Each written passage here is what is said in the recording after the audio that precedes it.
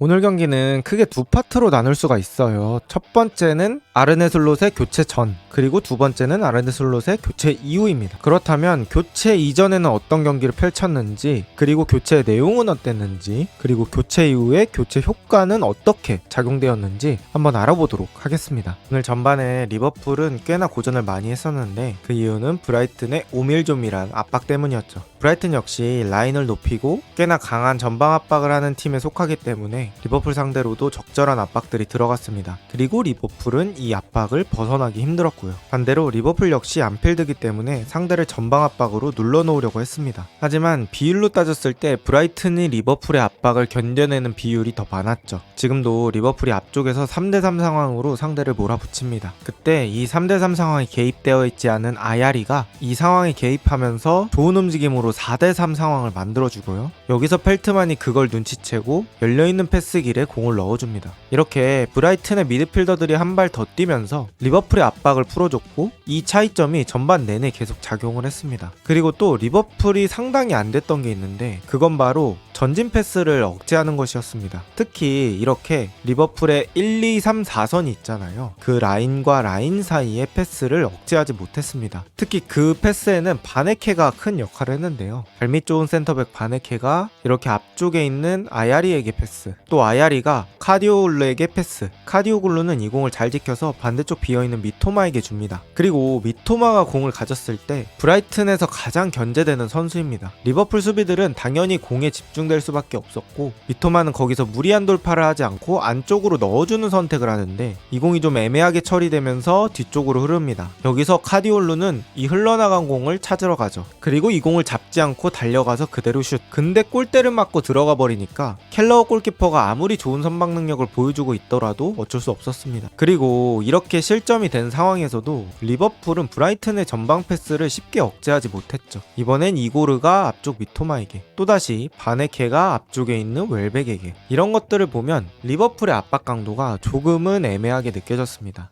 압박을 할 거면 아예 강하게 압박을 해서 패스가 쉽게 나오지 못하게 하든지, 혹은 압박을 하지 않을 거라면 가운데 공간을 잘 채워서 패스 길을 막았어야 합니다. 반면에 브라이튼은 후방에서 리버풀의 압박을 견뎌내는데 골키퍼인 페르브리언까지 사용해서 아주 잘 나옵니다. 누네즈를 가운데 두고 센터백을 이용해서 3자 패스, 그리고 또 바네케가 공을 잡았을 때 아야리가 움직여주면서 바네케가 아야리에게 패스를 줍니다. 오늘 특히 브라이튼의 후방 빌드업 작업에서는 센터백 바네케와 미드필더 아야리의 모습이 되게 좋았죠. 아야리가 상황에 개입하지 않고 있다가 상황 속으로 들어가면서 계속 유효한 위치에서 공을 받아줍니다. 그리고 아야리가 공을 받고 한 번에 전진 패스. 여기서 리터가 1대1 찬스에서 슈팅을 해보지만 켈러어가 잘 막아냅니다. 이런 식으로 리버풀은 앞쪽에 숫자를 많이 투자하지만 제대로 압박이 되지 않고 오히려 뒤쪽에 숫자만 부족해지는 그런 상황이 반복되었고요. 브라이튼은 그걸 잘 이용했습니다. 반면에 리버풀이 후방 빌드업 할 땐 어땠을까요? 코나테, 반다이크, 맥칼리스터 이렇게 3명의 선수를 이용해서 탈압박하려고 합니다. 그리고 맥칼리스터가 공을 잡고 돌아선 것까지는 좋았어요. 근데 순간적으로 브라이튼 선수들이 맥칼리스터에게 집중하면서 맥칼리스터가 앞쪽으로 나갈 수 있는 패스 길까지 막아버립니다. 결국 여기서 맥칼리스터의 패스는 끊기고 말죠. 이런 것들을 봤을 때 브라이튼의 압박 강도가 더 오밀조밀했고 더 체계적이었다고 말할 수 있습니다. 전반전 한정으로는요. 그리고 후반전에 리버풀은 부상당한 코나테를 빼고 조고메즈를 투입합니다. 후반전 45분은 조고메즈로 버티게 되었죠. 흐라웬베르나 이런 선수들이 역습을 하려고 앞쪽으로 전개하는 롱패스들의 정확도가 그렇게 좋지 않았고 공격이 계속 뚝뚝 끊기는 느낌이 있었죠.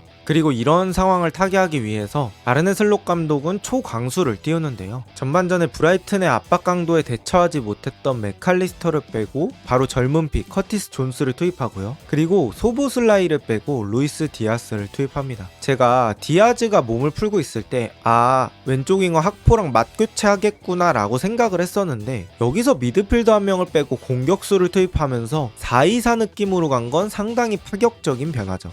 그리고 이 교체 이후에 리버풀의 분위기는 바뀌게 됩니다. 리버풀이 아예 오른쪽에 있다가 여러 번의 짧은 패스를 반복해서 학포까지 공이 갑니다. 그리고 학포가 여기서 안쪽으로 크로스를 넣는데 이 역크로스가 골키퍼 손에 닿지 않으면서 그대로 빨려 들어갑니다. 빠르게 경기를 1대1로 만든 리버풀이죠. 그리고 그로부터 2분 뒤 아르네 슬롯의 교체가 정확히 적중합니다. 이번 경기 리버풀의 가장 큰 문제가 뭐였냐? 역습을 나갈 수 있는 타이밍에 제대로 된 역습이 진행이 되지 않았던 거죠. 하지만 교체 투입된 선수들이 그 막힌 부분을 뚫어줍니다. 커티스 존스가 역습에서 끄는 공을 특유의 에너지 레벨로 쭉쭉 치고 나가고 여기서 3명을 자신에게 집중시키고 앞쪽에 있는 디아즈에게 줍니다. 일단 3명을 자신에게 붙여놓고 앞으로 주는 순간 리버풀은 수적으로 유리해질 확률이 높아지죠. 그리고 디아즈가 자세가 불편한 상황에서 굳이 무리해서 몸을 앞으로 돌리려고 하지 않고 편하게 다시 존스 쪽으로 밀어줍니다. 이 디아즈의 선택이 리버풀의 역습 템포를 살리는데 아주 큰 역할을 했다고 생각을 하고요. 존스가 살라에게 패스, 그리고 여기서 슈퍼스타 살라가 등장합니다. 살라가 편하게 왼발 쪽 각으로 몰아넣고 환상적인 가마차기. 물론 에스투피냔의 아쉬운 대처도 있었지만 일단 살라의 슈팅 퀄리티가 말이 안 됐습니다. 오늘 엄청난 선방을 보여줬던 페르브리언 키퍼도 어쩔 수 없었죠. 어떤 선수가 슈퍼스타인지, 누가 리버풀의 진정한 에이스인지 제대로 보여주는 득점이었습니다. 그리고 리버풀은 그 이후에 공격수 누네스를 빼고 미드필더 엔도를 투입하면서 다시 한번 공수 밸런스를 맞추는 교체를 가져가고요. 이대로 잘 지키면서 경기를 2대1로 승리합니다. 오늘 일단 경기에서 가장 큰 영향을 준 건 아무래도 아르네 슬롯의 용병술이고요. 그리고 또 개인적으로 칭찬하고 싶은 선수는 브라이튼에서는 골키퍼 페르브리언, 센터백 바네케, 미드필더 아야리입니다. 또 리버풀에서는 아놀드 얘기를 안 할 수가 없는데요.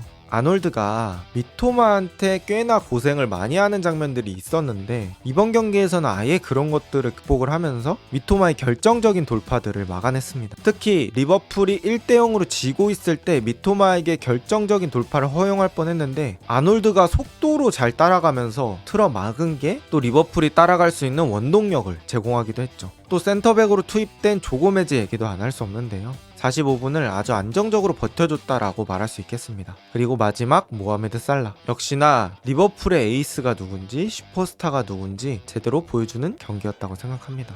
맨시티, 아스날의 패배로 리버풀의 승리가 리버풀을 1위로 갈 수 있게 만들어줬습니다. 과연 리버풀은 감독이 바뀐 첫 시즌 프리미어리그 우승을 달성할 수 있을까요? 오늘 영상은 여기까지입니다. 좋은 하루 되세요.